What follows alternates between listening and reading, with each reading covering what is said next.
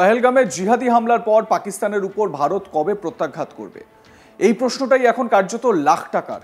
তবে প্রস্তুতির দিক দিয়ে ক্রমশই নিজেদের এগিয়ে রাখছে ভারত। জল, স্থল, আকাশ, ভারতের তিন বাহিনীর মহড়া দেখে ইতিমধ্যেই পাকিস্তানের যাকে বলে থরহরি কম্প দশা। কিন্তু এখনো পর্যন্ত সামরিক প্রত্যাঘাত না করেও পাকিস্তানের উপর যে অর্থনৈতিক সার্জিক্যাল স্ট্রাইক করেছে ভারত, তাতেই শাহবাজ শরীফের দেশের অবস্থা খারাপ হয়ে পড়েছে। শুধুমাত্র ভারতের সঙ্গে পাল্লা দিতে গিয়ে, সেনা ও সামরিক মহড়া দিতে গিয়েই প্রতিদিন প্রচুর পরিমাণ টাকা ব্যয় হচ্ছে পাক সরকারের। পাকিস্তানের মতো আর্থিক ব্যয়ভারে ধুঁকতে থাকা একটি দেশের পক্ষে যা বেশ কষ্টকর। এর উপর আটারি সীমান্ত দিয়ে পণ্য পরিবহন পুরোপুরি বন্ধ করে দিয়েছে ভারত। পাকিস্তানের সঙ্গে আমদানি রপ্তানি দুই বন্ধ, যার ফলে বিপুল পরিমাণ বৈদেশিক মুদ্রা হারাচ্ছে পাকিস্তান। তাই সামরিকভাবে সার্জিক্যাল স্ট্রাইক না করেও অর্থনৈতিকভাবে পাকিস্তানের কোমর ইতিমধ্যেই ভেঙে দিয়েছে নরেন্দ্র মোদীর নেতৃত্বাধীন ভারত সরকার। নিয়ন্ত্রণ রেখা ও অন্য এয়ারবেসে পাকিস্তানও শুরু করেছে বায়ুসেনার মহড়া। এছাড়া সমুদ্র পথেও শুরু হয়েছে মহড়া। এই পাকিস্তানের স্থল, জল ও আকাশপথে মহড়া করতে গিয়ে যে বিপুল খরচ হচ্ছে তা শাহবাজ শরীফ সরকারের কাছে বেশ চাপ। জানা গিয়েছে প্রায় 150 লক্ষ থেকে 320 লক্ষ আমেরিকান ডলার প্রতিদিন খরচ হচ্ছে তিন বাহিনীর মুভমেন্টে। পাকিস্তানের মতো দেশে যেখানে বেশিরভাগ মানুষ এখনো ঠিকমতো খেতে পায় না, জিনিসপত্রের দাম আকাশ ছোঁয়া, সেই দেশের পক্ষে শুধু সেনা মুভমেন্ট যদি এত অর্থবহুল হয় তাহলে তা রীতিমতো চিন্তার। জানা গিয়েছে পহেলগাম হামলার পর ভারতের সেনা তৎপরতা থেকে বালুচিস্তান থেকে 18,000 সেনাকে পাক অধিকৃত কাশ্মীর বা পিওকেতে সরিয়েছে পাকিস্তান, যার জন্য বিপুল পরিমাণ অর্থ ব্যয় হয়েছে। এছাড়াও পাকিস্তানের শেয়ার বাজারও বেশ নিম্নমুখী। জানা গিয়েছে ভারতের পহেলগামে হামলার পর যেভাবে দুই দেশের যুদ্ধের পরিস্থিতি তৈরি হয়েছে, তাতে 22 এপ্রিলের পর থেকে ক্রমশই পড়ছে পাকিস্তানের শেয়ার বাজার। প্রতিদিনই বিপুল টাকা হারাচ্ছেন লগ্নিকারীরা। ইতিমধ্যেই ভারতের সঙ্গে যুদ্ধের পরিস্থিতি তৈরি হওয়ায় পাকিস্তানের জিডিপি অর্থাৎ গ্রস ডোমেস্টিক প্রোডাক্টের হার কমিয়ে দিয়েছে ইন্টারন্যাশনাল মনিটারি ফান্ড বা IMF। 2025 সালে এই হার পাকিস্তানের জন্য 3.2-তে পৌঁছে দিয়েছে IMF। এবার দেখা যাক পাকিস্তানের তিন বাহিনী এই যুদ্ধের পরিস্থিতিতে কত খরচ করছে। পাক নৌসেনা শুধুমাত্র করাচি ও গদর বন্দরে পেট্রোলিংয়ের জন্য খরচ করছে 1 লক্ষ থেকে 5 লক্ষ আমেরিকান ডলার।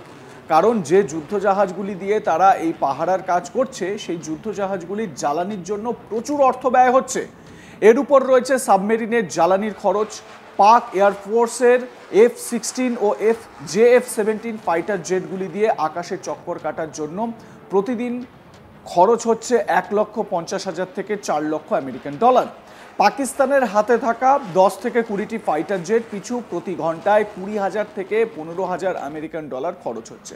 এছাড়া ইন্ডাস ওয়াটার ট্রিটি স্থগিত করার জন্য ইতিমধ্যেই পাকিস্তানের জিডিপির উপর ভালো রকম প্রভাব পড়েছে, কারণ পাকিস্তানের জিডিপির প্রায় 24% নির্ভর করে এই ইন্ডাস ওয়াটার ট্রিটির উপরই। এছাড়া আটারি সীমান্ত দিয়ে ভারত সব রকম পণ্য পরিবহন বন্ধ করে দেওয়ায় বাণিজ্যে ভালো রকম প্রভাব পড়েছে শাহবাজ শরীফের দেশে। তাই বলাই যায় সামরিক সার্জিক্যাল স্ট্রাইক না করেই পাকিস্তানের উপর ভারতের মোদী সরকার যে আর্থিক সার্জিক্যাল স্ট্রাইক করেছে সেটা সামলাতেই কার্যত হিমশিম খাচ্ছে শাহবাজ শরীফের সরকার। আর সরাসরি সামরিক প্রত্যাঘাত হলে যে কি হবে সেটা ভেবেই এখন হাঁটু কাঁপছে পাকিস্তানের। এ তো গেল অর্থনীতির পরিসংখ্যান, কিন্তু পাকিস্তানের আর্থিক অবস্থা আরও খারাপ হয়েছে পহেলগামে জিহাদি হামলার পর। কারণ এই হামলার ঘটনার পর পাকিস্তানের উপর প্রত্যাঘাতের প্রস্তুতি যেরকম নিচ্ছে ভারত, তেমনি আর্থিক দিক দিয়ে শাহবাজ শরীফকে কোণঠাসা করার প্রক্রিয়াও শুরু করে দেওয়া হয়েছে। আন্তর্জাতিক নিয়ামক সংস্থা ফাইন্যান্সিয়াল অ্যাকশন টাস্ক ফোর্স বা FATF এর কাছে ফের পাকিস্তানকে ধূসর তালিকা অর্থাৎ গ্রে লিস্টে অন্তর্ভুক্ত করার জন্য তদবির করতেও শুরু করেছে ভারত, এমনটাই জানা গিয়েছে। প্রসঙ্গত এই সংস্থায় অন্তর্ভুক্ত হলে বিশ্ব ব্যাংক সহ অন্য আন্তর্জাতিক সংস্থা থেকে ঋণ পাওয়ার ক্ষেত্রে বিধিনিষেধ আরোপ করা হবে। নিজেদের দেশের মাটিতে জিহাদি কার্যকলাপে মদদ দেওয়া ও আর্থিক সাহায্য করার অভিযোগে 2018 সালের জুন মাসে গ্রে লিস্টের আওতায় চলে আসে পাকিস্তান। শেষ পর্যন্ত 2022 সালের অক্টোবরে অনেক কাঠখড় পুড়িয়ে শেষ পর্যন্ত এই তালিকা থেকে বেরিয়ে আসতে পারে পাকিস্তান, কিন্তু পহেলগামে জিহাদি হামলার পর পাকিস্তানকে ফের এই তালিকার মধ্যে ঢোকাতে মরিয়া ভারত। অর্থাৎ হাতে না মেরে ভাতে মারার পরিকল্পনা ভারতের এখানেই শেষ নয়। পহেলগামের ঘটনার পর সম্প্রতি 2রা মে পাকিস্তানের সঙ্গে আমদানি ও রপ্তানি সমস্ত কিছুই বন্ধ করেছে ভারত। এর জেরে বিপুল পরিমাণ রাজস্ব হারাতে চলেছে পাকিস্তান। এছাড়াও পাকিস্তানের সঙ্গে যুদ্ধের পরিস্থিতি হলে লড়ার জন্য অস্ত্র মজুত যা রয়েছে তাতেও বেশি দিন আর চলবে না। যে সমস্ত ফাইটার জেট, র্যাডার ও এয়ার ডিফেন্স সিস্টেম রয়েছে সেগুলি রক্ষণাবেক্ষণের অভাবে কার্যত অচল হয়ে পড়েছে। মূলত অর্থাভাবের কারণেই এই রক্ষণাবেক্ষণ করা সম্ভব হয়নি পাকিস্তানের তরফে।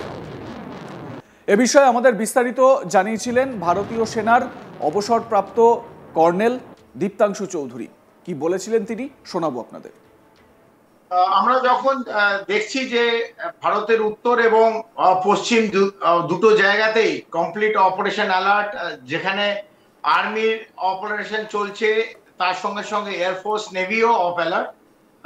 ইতিমধ্যে আমরা দেখেছি পাকিস্তানের একটা হিউজ মোবিলাইজেশন চলছে, পাকিস্তান আর্মির মোবিলাইজেশন হচ্ছে এবং ওনাদের চিফ অফ আর্মি স্টাফ পাকিস্তানের জেনারেল আসিম মুনিরকে দেখছি ফরওয়ার্ড লোকেশনে বিভিন্ন জায়গায় ঘুরে বেড়াচ্ছে, কারণ ওদের যে সেনার অবস্থা আজকে তার মোরাল একদম তলান্নিতে, ওরা ভয় পাচ্ছে।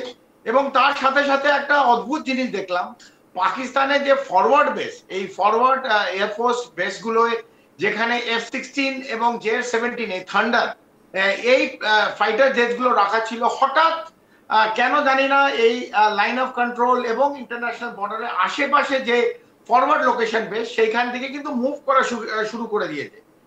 কোথায় কোথায় থেকে এই JF-17 থান্ডার আর F-16 সরিয়েছে আপনাদের আমি জানাতে চাই। যে পাকিস্তান এয়ারফোর্স বেস যেটা মুরিদে আছে, চাকওয়াল লোকেশন, এটা একবারে লাইন অফ কন্ট্রোল পাশে। স্কারদুতে, এটা আমরা বলেছিলাম এই 3 দিন আগে, ওখানে একটা এয়ার এক্সারসাইজ চলেছিল স্কারদু, যেখানে F-16 দিয়ে F-16 এর দুটো স্কোয়াড্রন ওখানে এয়ার এক্সারসাইজ করেছিল।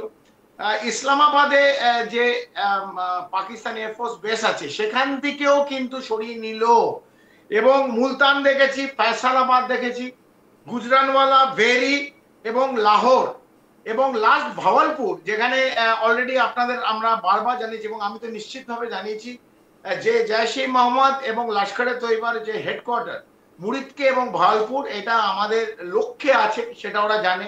সেখানে মিসাইল অ্যাটাকও করতে পারি, কারণ যে হেডকোয়ার্টার থেকে ভারতের বিরুদ্ধে আঘাত করছে বারবার, সেখান থেকে নিশ্চিতভাবে ভারতের কাছে একটা অপশন আছে, এই ভাওয়ালপুর অথবা মুরিদকে অথবা মুজাফফরবাদ এই জায়গাগুলোকে শেষ করে দেওয়া। এবং এই প্রত্যেকটা এয়ারবেস, যে এয়ারবেসের গুলো, যে পাকিস্তান এয়ারবেসের নাম বললাম, তাদের প্রত্যেকটা গ্রিড রেফারেন্স কোথায় অবস্থিত, এবং এই প্রত্যেকটা আমাদের মিসাইল রেঞ্জ অথবা আমাদের অনেক এই পাকিস্তান এয়ারফোর্স আমাদের মিডিয়াম আর্টিলারি গান অথবা বোফোর্স ফায়ারিং রেঞ্জের কিন্তু ভেতরে।